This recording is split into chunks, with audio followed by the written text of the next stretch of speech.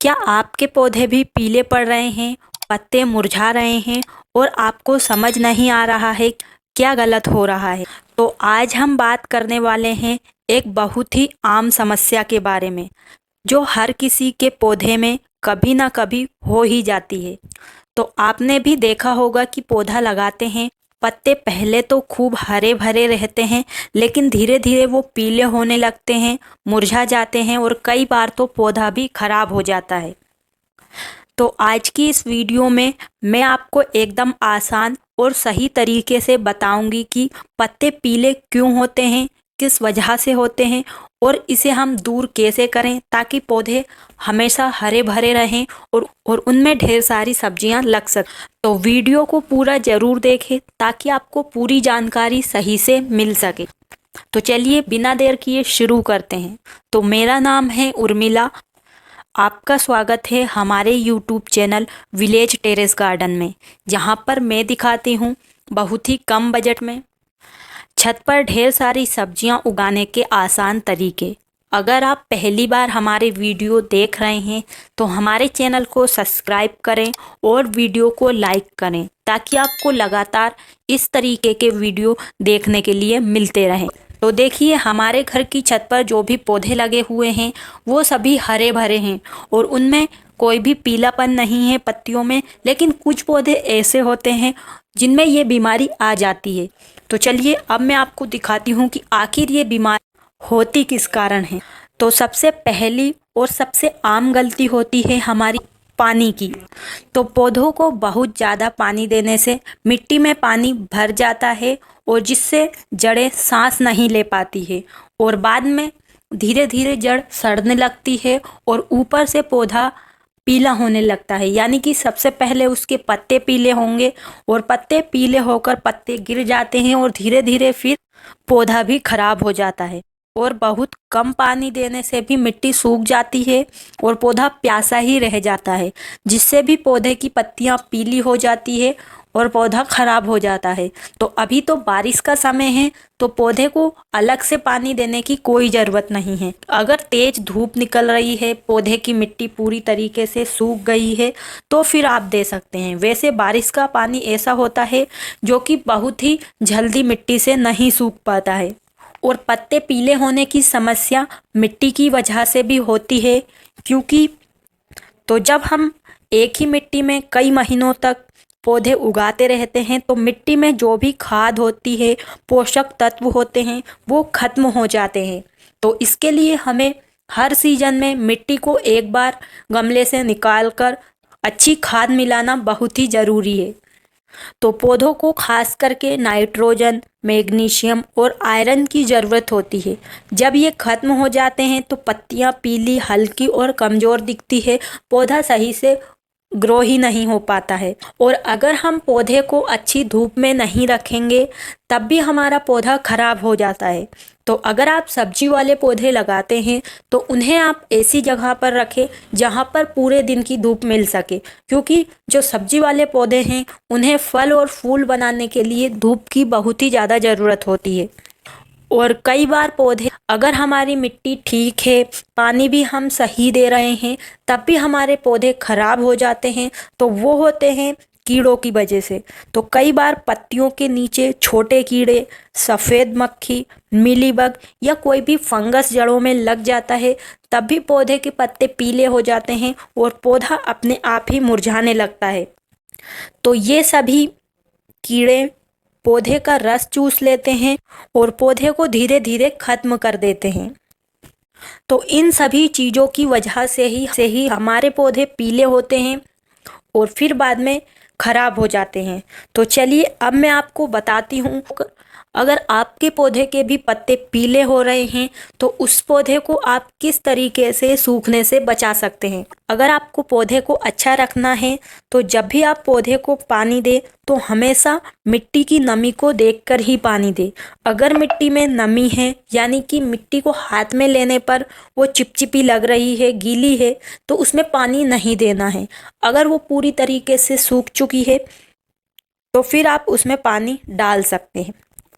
और पौधे लगाने के लिए आप जो भी गमले या ग्रो बैग लें, उस गमले में छेद होना नीचे बहुत ही ज़्यादा ज़रूरी है ताकि पानी उसमें जमा ना हो। पौधे पीले पड़ने की समस्या ज़्यादातर बरसात के समय में होता है, क्योंकि बरसात में बहुत ही ज़्यादा पानी गिरता है तो पौधों को बहुत ही ज़्यादा पानी मिलता है। तो हम अगर हाथों से देते हैं तो अपने हिसाब पौधे की ज़रूरत के अनुसार देते हैं, लेकिन बारिश का पानी ऐसा नहीं है। तो हमेशा अगर ड्रेनेज होल सही रहेंगे तो जो भी एक्स्ट्रा पानी होगा वो पौधे से, तो इन छेद से वो बाहर निकल जाएगा और हमारे पौधे की मिट्टी में जमा नहीं रहेगा। वैसे बारिश के मौसम में पौधों को अलग से पानी देने की कोई ज़रूरत ही नहीं पड़ती है। और अगर आप पौधे को अच्छा हरा भरा रखना चाहते हैं तो आप हमेशा 10 या 15 दिन में गमले की ऊपर मिट्टी की हल्के हल्के से गुड़ाई कर दें और उसमें जो भी अपने आप उगे हुए पौधे हैं उन्हें हटा दीजिए, क्योंकि कभी कभी हम सब चीज़ें डाल देते हैं, खाद भी पौधों को अच्छी देते हैं, फिर भी पौधे पीले होने लगते हैं। तो इसका मतलब यही है कि जो ये घास वगैरह है जो हमारे पौधे से पूरा खाद ले लेते हैं, तो जो भी हम खाद डालते हैं तो ये घास ही उस खाद को पूरा ले लेते हैं और हमारे पौधे फिर अच्छे से नहीं बढ़ते हैं। तो जब भी आप मिट्टी तैयार करें तो उसमें अच्छी खाद मिलाएं। तो मिट्टी में आप गोबर की खाद, वर्मी कंपोस्ट, घर की बनी हुई किचन वेस्ट की खाद, इन सभी खाद को मिलाएं और आप मिट्टी में हल्दी पाउडर, नीम के सूखे हुए पत्ते, बची हुई चाय पत्ती, चूना, राख, इस तरीके से ढेर सारी घर की चीज़ें मिलाकर बहुत ही अच्छी शानदार मिट्टी तैयार कर सकते हैं बहुत ही कम खर्च में। तो जो भी ये चीज़ें मैंने बताई हैं वो हमारी मिट्टी के अंदर एक तरह का खाद का ही काम करेगी।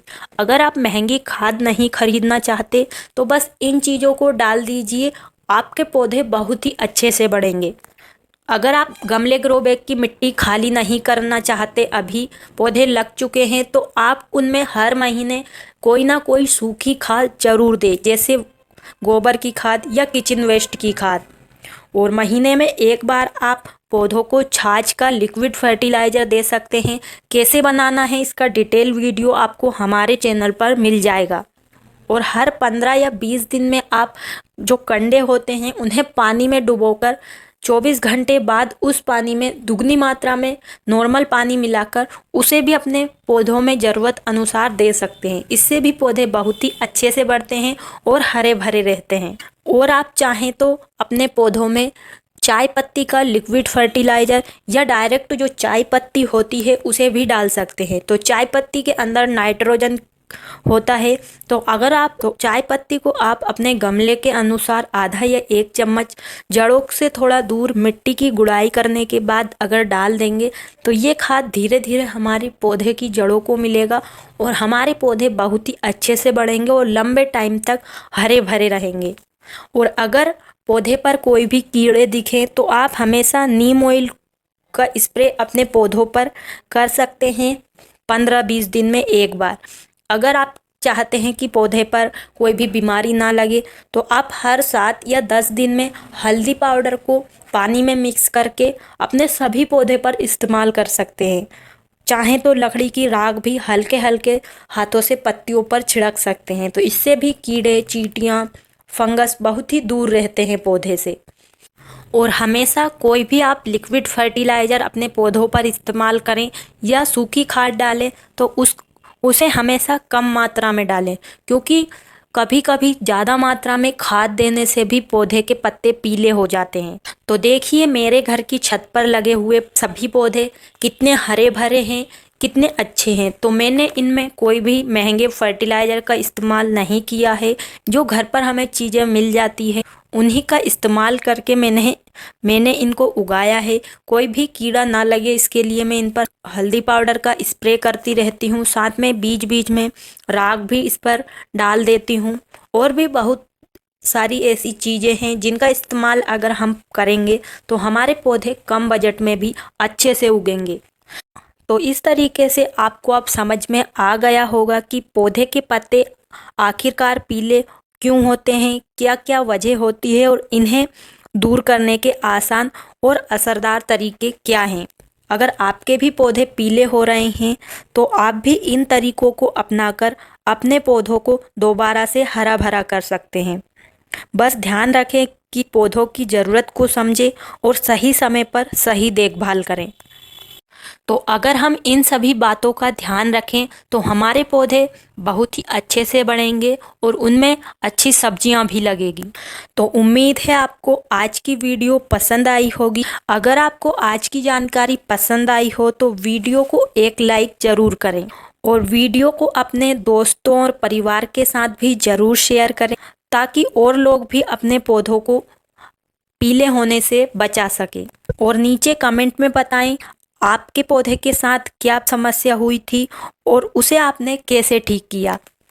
तो अगर इस वीडियो से संबंधित आपके कोई भी सवाल या सुझाव है तो वो कमेंट बॉक्स में ज़रूर लिखें।